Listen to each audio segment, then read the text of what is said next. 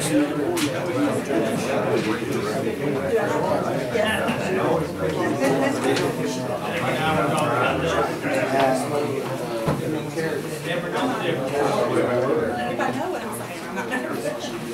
that or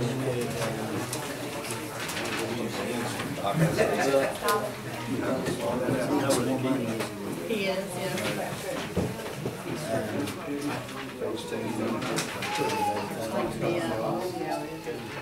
The counter. Well, yeah, like the sheriff's office and the front of it at that time. I can just go ahead. Next on the agenda, we have a letter from Josh Brumfield, our assessor. I'm going to skip two parts of this. First of all, he says he'd like to take this opportunity to thank each of us on the commission supporting the renovations that have recently taken place in the assessor's office. They have new laminate flooring and new paint on the walls and ceiling, and he feels it's made the office much more presentable. In this letter, he states he's talked with us before about several new projects in his office, and now he's talking about entering phase 2. In relation to that, he has submitted an estimate from Andy Williamson, a local contractor from Lincoln County. The focus of the renovation was to be on the front desk area of the assessor's office. The structure of the existing front desk will be used only adding a new Formica finish to the desktop and front. Secondly, a glass door will be added far into the front desk area, separating the general public from the employees working behind the desk. This project is somewhat similar to the renovation in the sheriff's office. But he submitted with this letter a proposal from Williamson Contracting Company for $4,990. What is the will of the commission? Do we want to go ahead with this and approve this, or? I have no problem with that. Okay. Is there a motion to go ahead and approve this? I'll move. I'll second. Is it all yes? Yes. It does look good. Yeah, I think Mr. Brumfield's doing a good job. The next item on the agenda is a memorandum of understanding for the 2013-2014 between the Commission and the Southwestern Regional Day Report Center. This is the actual one. And here's the one from last year. Oh, yes, that's right. What I have here is a letter of request from Southwestern Regional Day Report Center from Michelle Akers. And it goes over some background as far as what they provide and things of that nature. We entered into this last year, the same thing. Yeah, for 59,000 last year. It's higher. She said higher. I haven't seen it. Yeah, Front page. is it 64,000? Yes. Yes. 6,000. You see what she's talking about here? She's going up some from what we were last time from 59,000 to 64,000. So what are they, what is this, What this does is basically this is the where they take the non-violent offenders out and they report here, and it saves you jail bill for that day for each one of those people that come in here. Plus we need community service, And right? all the drug testing. Is the commission to go ahead and enter into this memorandum of understanding with the Southwestern Regional Day Report Center? I move that we enter into the agreement. I'll second. Is that all yes? It's all yes? Do I sign this one? How was that signed there? Yeah. Everybody could sign it, yes, but it's always been cheap.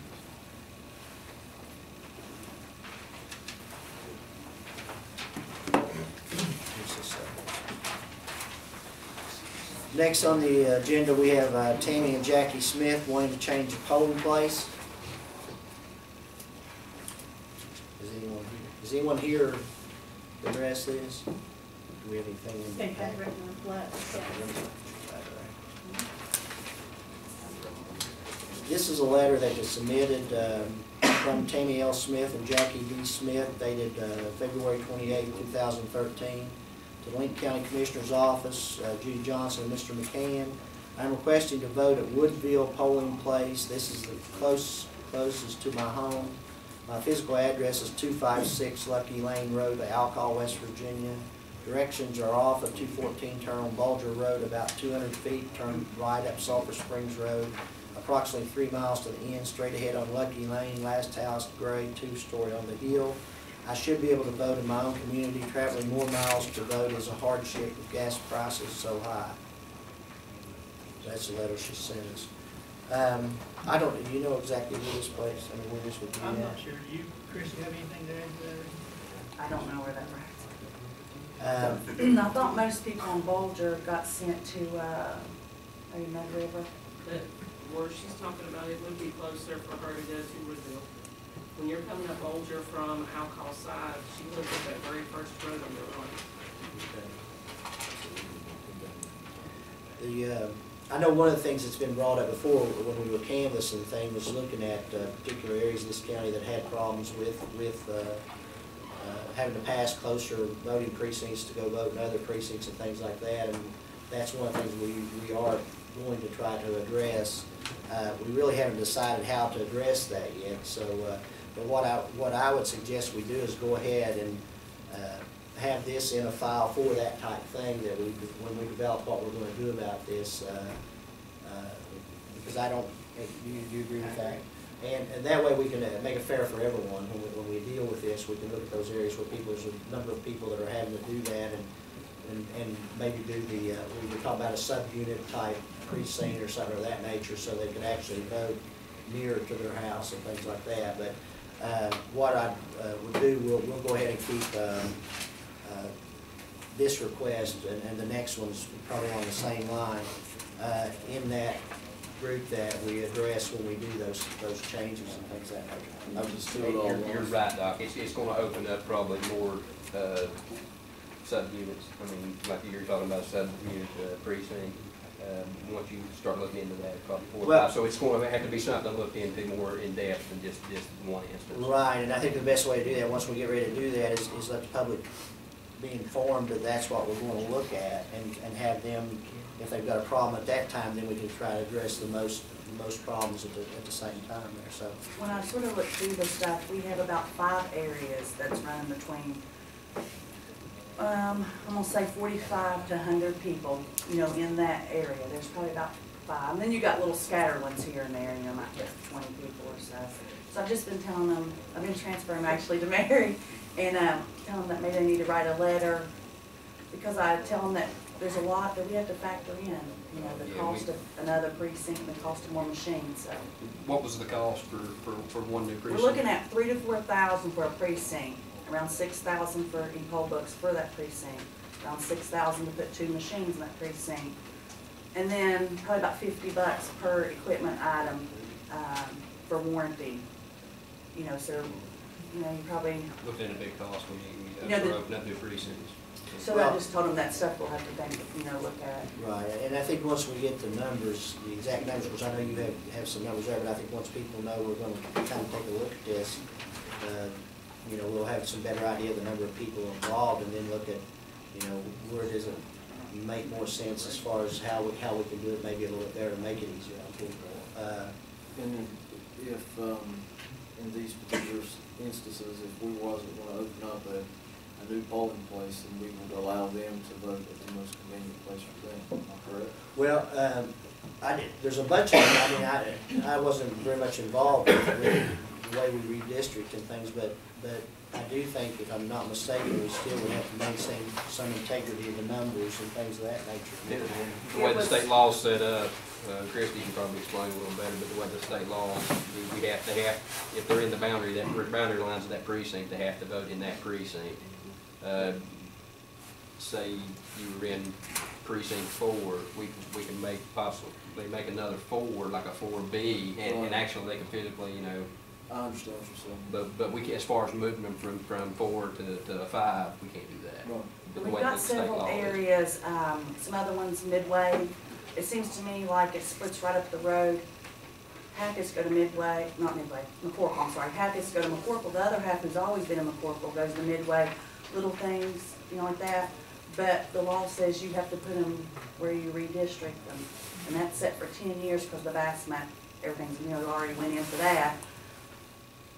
But we always say to them, we can't tell you, you can't vote there, you just have to vote the provision, yeah, you have to do that, and, Of course, you know, we're required as a board of canvassers by law to follow certain rules about that, and the reasoning given is not a rule that we can accept as far as being allowed to count that vote. So it's kind of putting them in a no-win scenario, because we can't, that's not a reason we're given for being able to count it, so it's kind of like it's a defeat in its own purpose. I mean, going through a lot of hoops for them Right. not getting them counted. We really want to try to get, the most people's votes counted we can. And, we had the same situation on Old Hart Street, where half of them have to go to Ranger. and there's 80 to 100, that's the big area. Well, that's, and I think those are the things we'll look into as we look into this, but I think, keeping all these in the same record and letting people know we're doing this, and really looking at seeing what we can do. We're not gonna be able to do a whole lot, but we probably can give relief to certain large groups of people that are affected by things of that nature. When I look at the maps and try to compare, the map from back in the 80s, I think that map 82, 84, 86, something like that.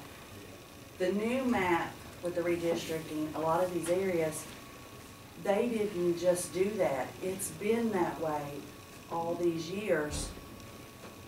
The lines were drawn all these years in most of these places, and no one's really got in there and said, whoa, wait, you're in the wrong precinct. And what helped us was when the lady Jo Vaughn sent it down to 911 and they laid it over that gives us our addresses, so that's how we can actually get people.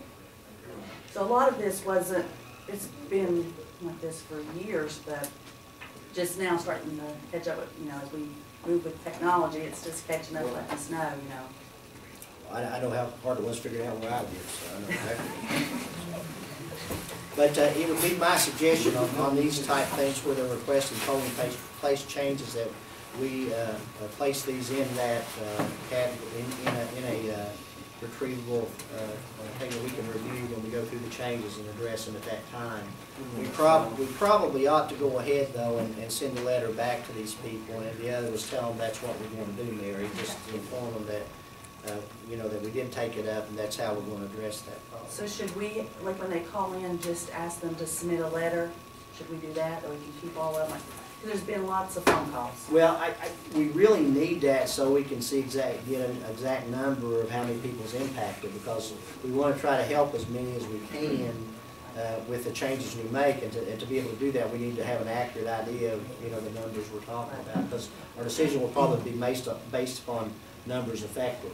So, we'll have to, but we'll deal with that when we get to it. But I want to make sure that that would be a good idea, and I think then we could address each one, because we can look and see where each one has been voting, where they should be voting, and what the problem is as far as why they think they should be somewhere else. We could actually look at it. So. Okay.